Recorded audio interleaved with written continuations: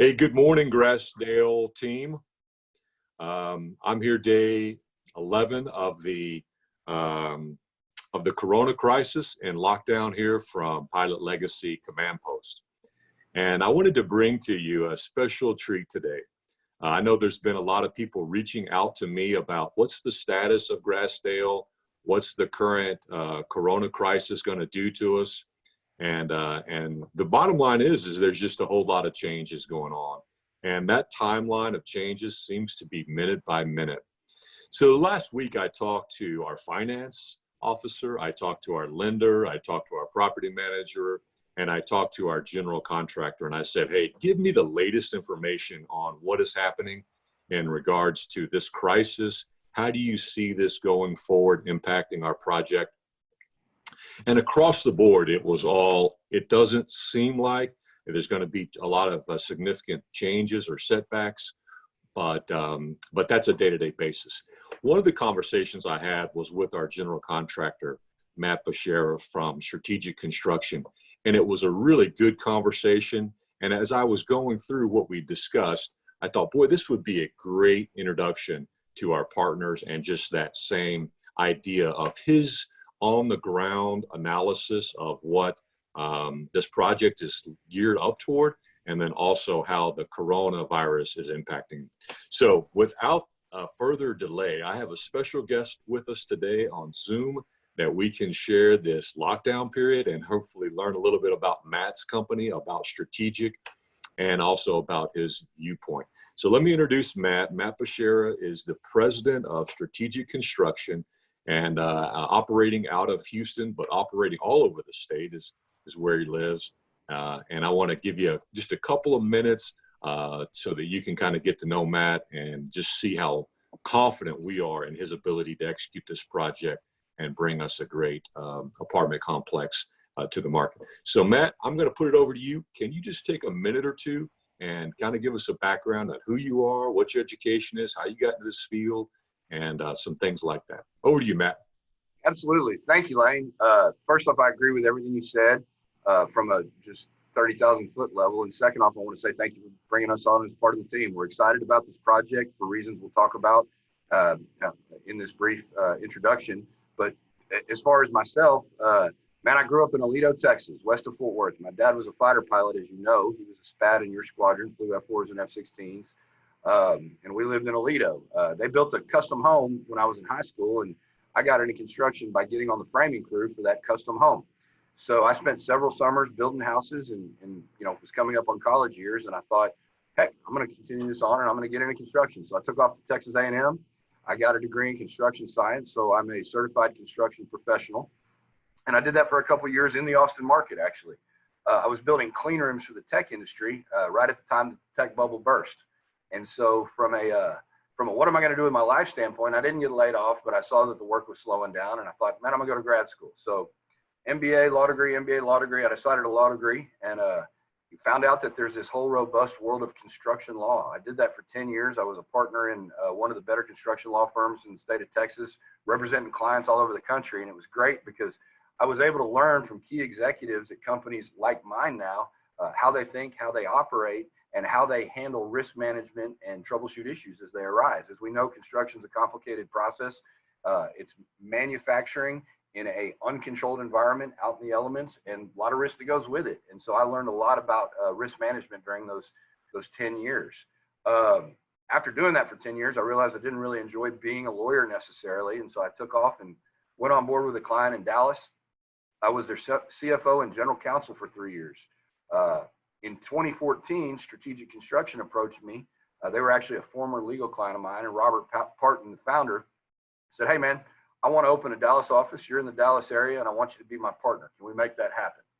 We were able to do so. He had a lot of work coming up in Dallas and wanted boots on the ground. So I found a couple key execs that opened our Dallas office with me. I got the office set up and running in 2014. And then I took off to Houston. I found myself down here. So that's kind of the story how we got here. You want me to tell you a little bit about the company? Yeah. Would you mind to share a couple of background on how Strategic and what they do and how long they've been in business? What's their experience in multifamily? Absolutely. That'd be helpful. Yes. So when I chose to partner in this company, I had several options. This was a strategic. I knew how it operated. I was familiar with the ins and outs, and I was familiar with the executive team here, including Robert Barton, the founder. And choose your partners wisely, just like this project, right? Sure. So everything lined up, and it's just worked out fantastically. Strategic, before I got here, was open in 2002. We were the multifamily subsidiary of an Austin-based large ENR top 50 general contractors. So we started with good roots. As that company matured, they started selling off their business units, and Robert Barton was able to buy this business unit operating out of Houston. But we've been exclusively multifamily construction until 2014, when we opened a commercial division as well to diversify. And I know this project has a retail component, and that's another key thing that we do. So our whole goal as a company is, as we've moved to a mixed use walkability type environment, we wanted to bring a commercial team together with a multifamily team and find those synergies, as most developments today have elements of both, right?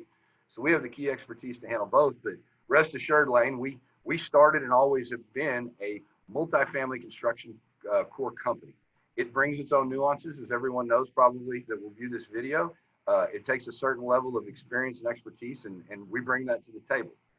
Along those lines, we've completed over 50 multifamily projects. Right now, we have active projects going in Austin area, Dallas, Fort Worth area, Houston area, and Bryan College Station. We frequently work in Corpus and San Antonio as well.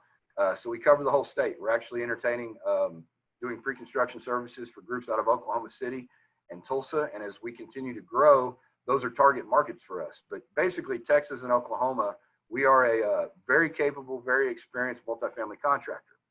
You, Lane, have a HUD 221D4 program. We are experts in HUD 221D4 financing. This will be our 30 or 31st HUD project, which is fantastic. Personally, since 2014 and the growth of this economic cycle, I've had the pleasure of being involved as the executive in charge of 17 or 18 HUD deliveries that are either delivered or are ongoing right now.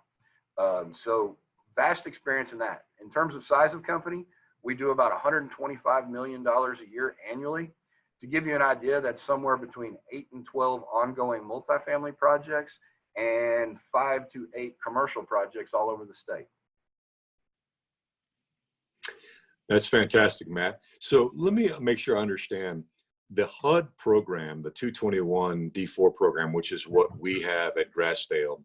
Would you say, and this is what I've kind of understand, that's the gold standard for financing. Would you agree with that?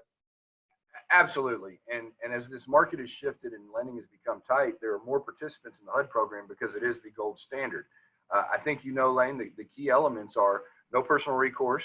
You get a 40-year locked interest rate with no construction to permanent risk. But even the bigger key is the loan to value ratio and the equity requirement.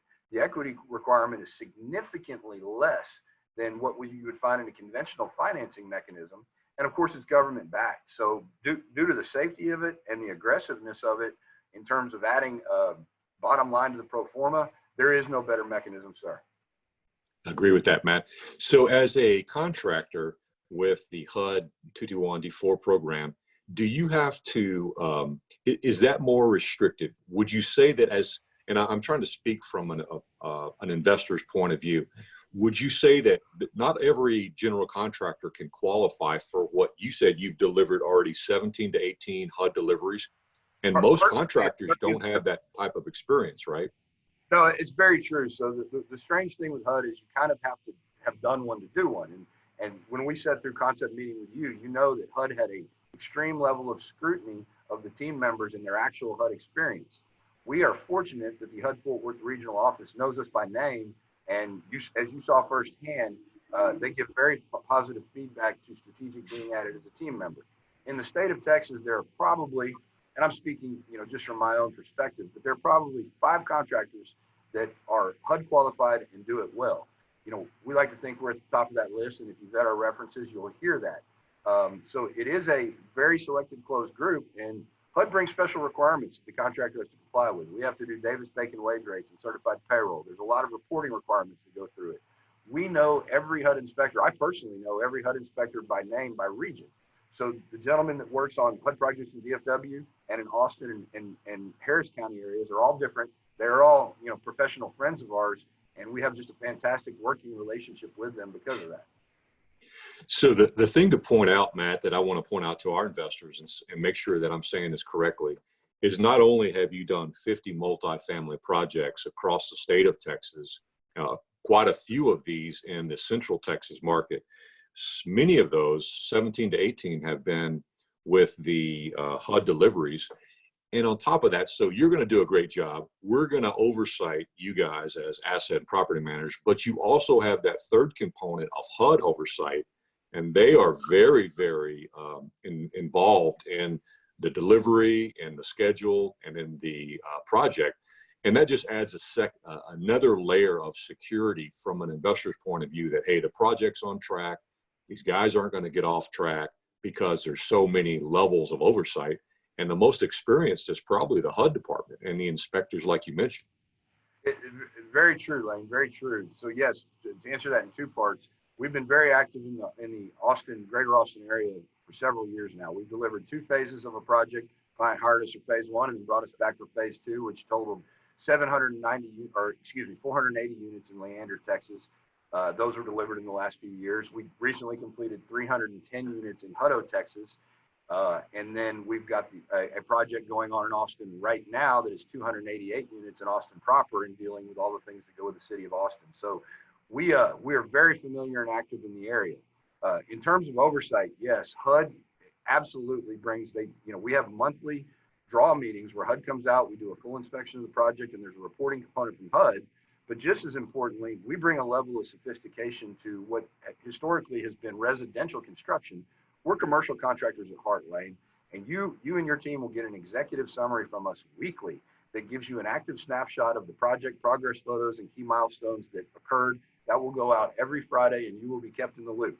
At the end of the month, we will do a full reconciliation of the project and meet with you and your team where we go through schedule, allowances, change orders. Change orders is a bad word with you, I know that, but to the extent we have cost impacts, we will go through those. We will go through finish selections. We will go through rain delays to the extent we have them, and we'll square up on those. You will get a full reporting package from us monthly, and we will go through that and make sure that you and your team are satisfied and the project's on track.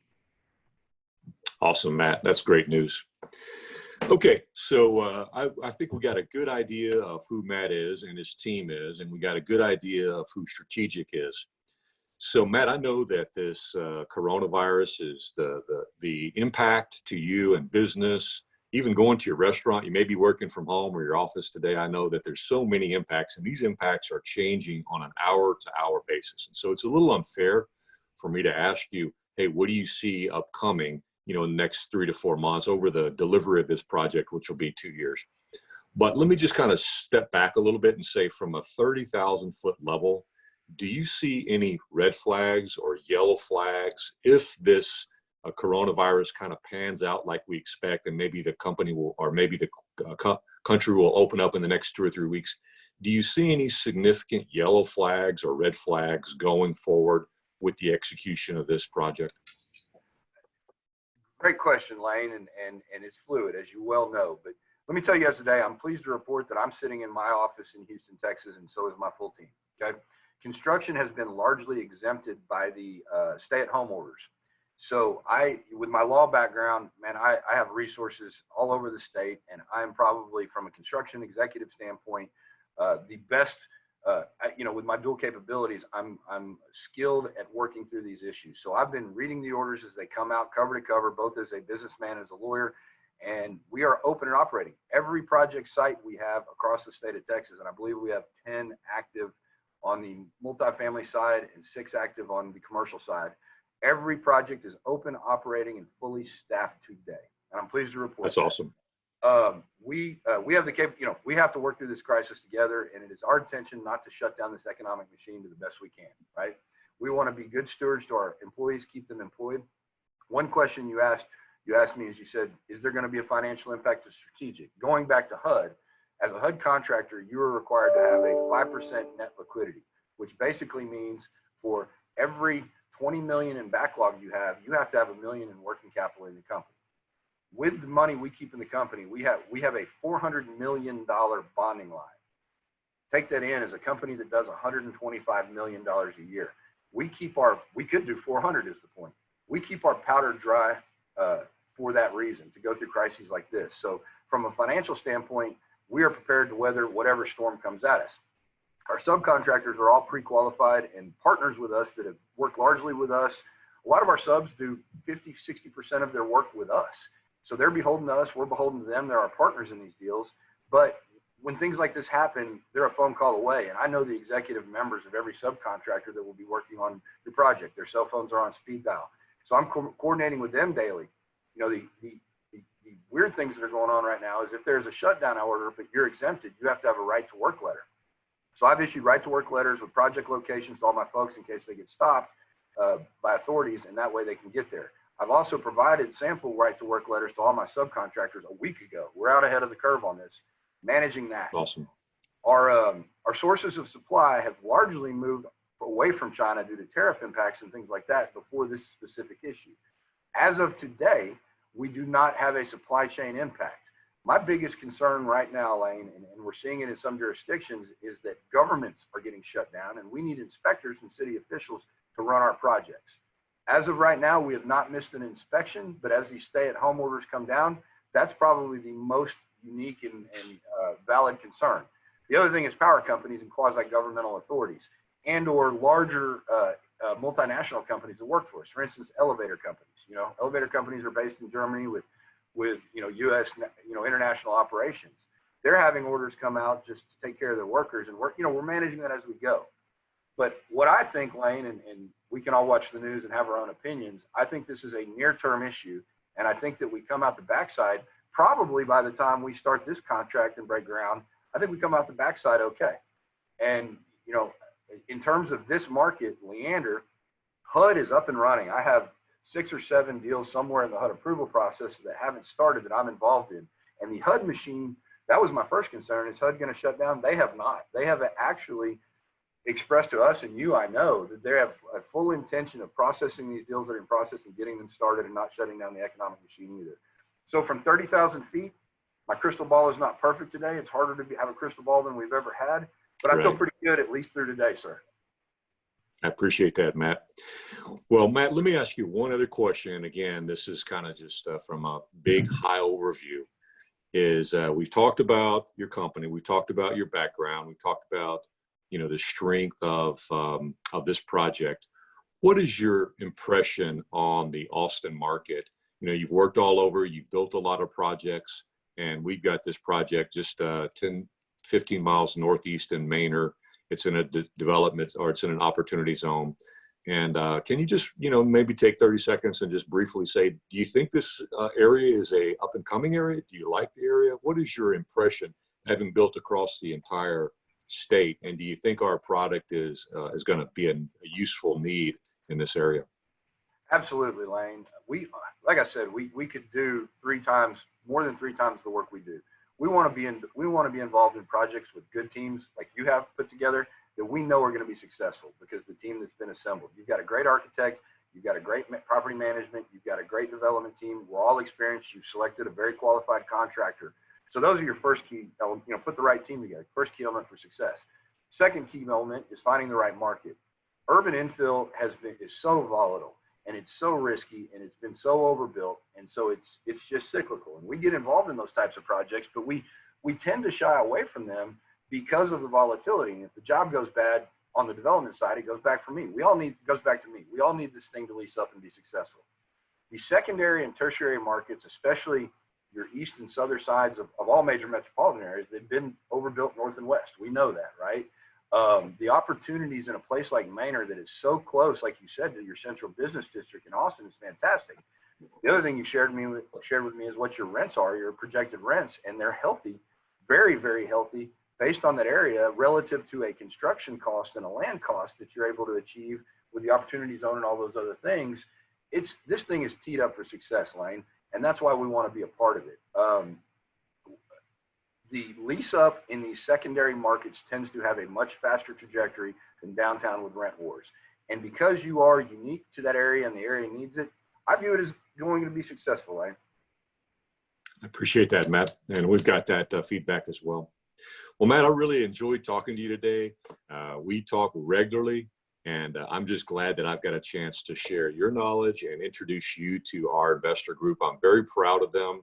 I'm very excited about this project, and I hope that this coronavirus, I know that it's going to have some impact to us, and that's just, we're going to have to be flexible to some degree on accommodating those changes, but I'm very excited about starting the construction schedule and getting that out and starting to put this project in work. So I appreciate your time today, Matt. I know you're very busy, and I just want to thank our investors for listening to this, and we're going to continue to give you good information from Matt's point of view as he shares it with us so that you'll have the very best knowledge going forward and the confidence that we're handling your money and handling your investment as we promised. So you guys be safe out there in the corona crisis. I hope that your world returns to normal quickly, and I'll be looking forward to talking to you very, very soon. Thank you and have a great day.